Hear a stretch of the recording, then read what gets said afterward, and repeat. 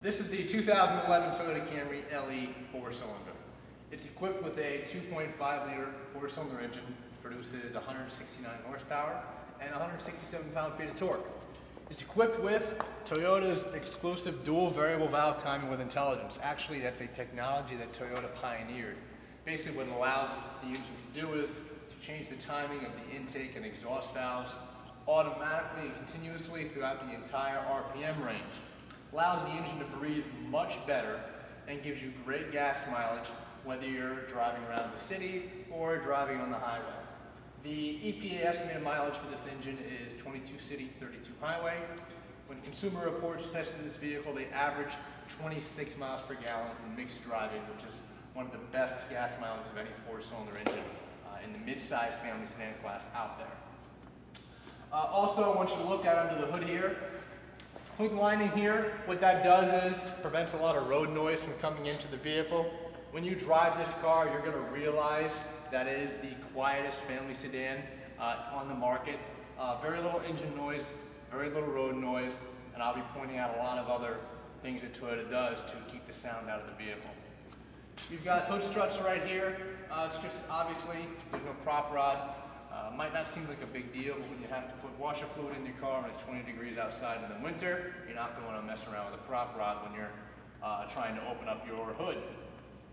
All the fluid levels are clearly marked, very easy to locate, also very easy to see where your fluid levels are in the vehicle.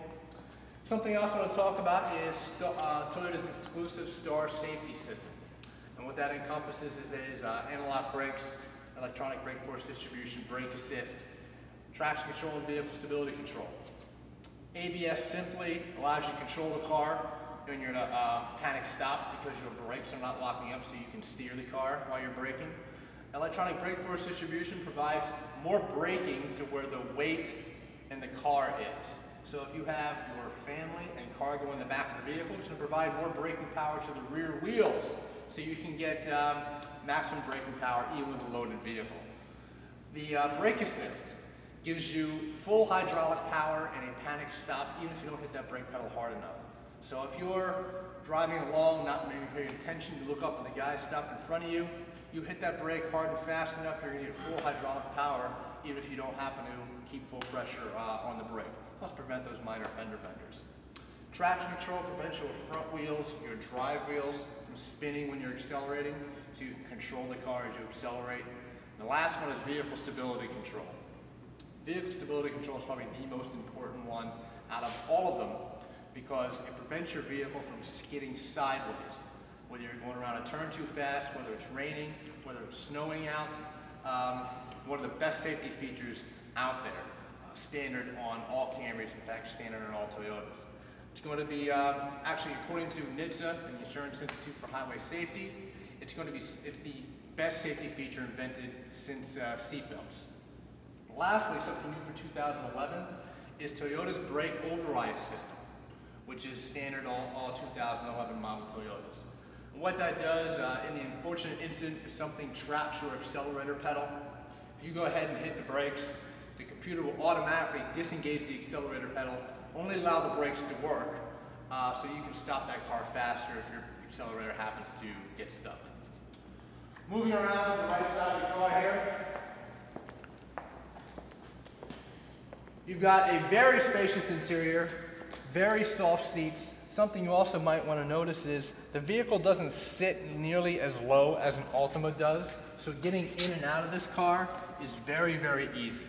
I know for some customers, you've got a lower vehicle, the vehicle you have to sink into, and then you have to lift yourself out of it. It makes it very difficult for some customers. The back seat is really where the Camry shines. The back seat in the Camry is the largest back seat in the class. And conversely, the Altima's back seat is one of the smallest back seats in its class. The Camry's got more leg room, more shoulder room, and more headroom than the Altima back seat.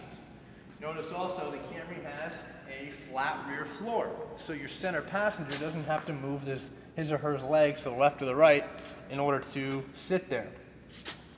Camry has 3 rear head restraints. If you look at the Altima only has 2 rear head restraints, so the center passenger is not protected against whiplash in case there's a rear-end collision. Also in the Altima, these headrests are fixed. You cannot adjust them whatsoever. Also on the Camry, it has pinch protection for all the windows, so when the window goes down, if you bring it back up again, if you have a child in the back seat and sticks their hand out the window, that window's going to touch their hand and go back down again. It's not going to pinch it up here. All Toyotas are featured child safety locks. You can lock this feature here so that anybody in the back seat can't open it from the inside, can only be opened from the outside. Something exclusive to Toyota as well is this rear comfort guide.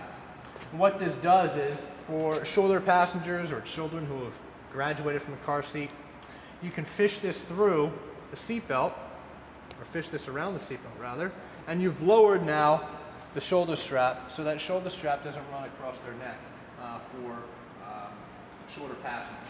Exclusive to Toyota, no other vehicle in the class has this, especially not the Altima. Going around to the trunk area here, you've got a line trunk all on the deck lid and all around here to prevent a lot of road noise from coming into the vehicle, especially rear tire noise. Something else I want to point out is to put these rear seats down, you've got a 60-40 split seat, meaning you can carry a passenger and long object at the same time back here. But it's very simple to put down the Camry back seat. If you look at the Altima back seat, to try to put those rear seats down, it's not a button right here, it's a strap that is all the way in the back of the trunk, so you nearly have to get into the trunk to pull that strap to fold down the back seat. Very, very inconvenient. Camrys also feature a storage tray right here, so so objects don't roll around the back of the trunk as you put them back here. So another convenience for our customers. If you want to put your hand here in the rear wheel well, you're going to feel a felt material. Just another minor touch Toyota puts in to help prevent road noise from coming into the car, contributes to the quiet ride that you're going to find on the Camry. Moving to the driver's seat here, you notice you do have power windows, but all 4 windows are automatic, meaning you can hit the button one time, the window will go all the way down. Pull the button up once, window will go all the way up with one touch.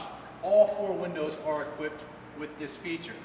You have a power driver's seat, which is standard on the Camry LE.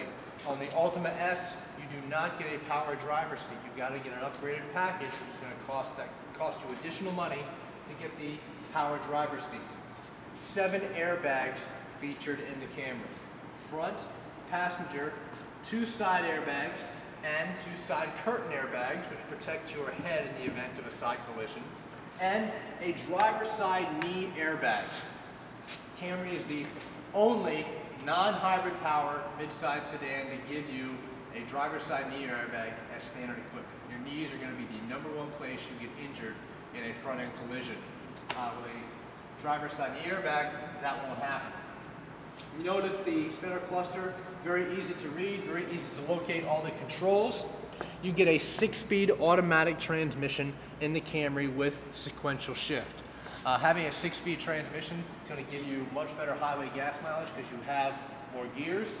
The sequential shift allows you to control the gear shifting by yourself, just like a manual transmission, but without a clutch. The Altima, on the other hand, is going to give you what's known as a continuously variable transmission. And what that does is, when you drive the vehicle, it does not shift gears. You can't feel any shifting.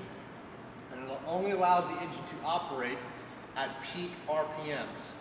And peak RPMs on an Altima are around 4,000 RPMs. So whenever you accelerate an Altima 4-cylinder, that RPM level is going to go up to about 4,000 RPMs every time you accelerate. Creates a lot more engine noise than on a Camry. Also a bit of an odd driving experience if you're not used to it. Audio controls are on the steering wheel of the Camry LE. Not going to find those on a base Altima 2.5S.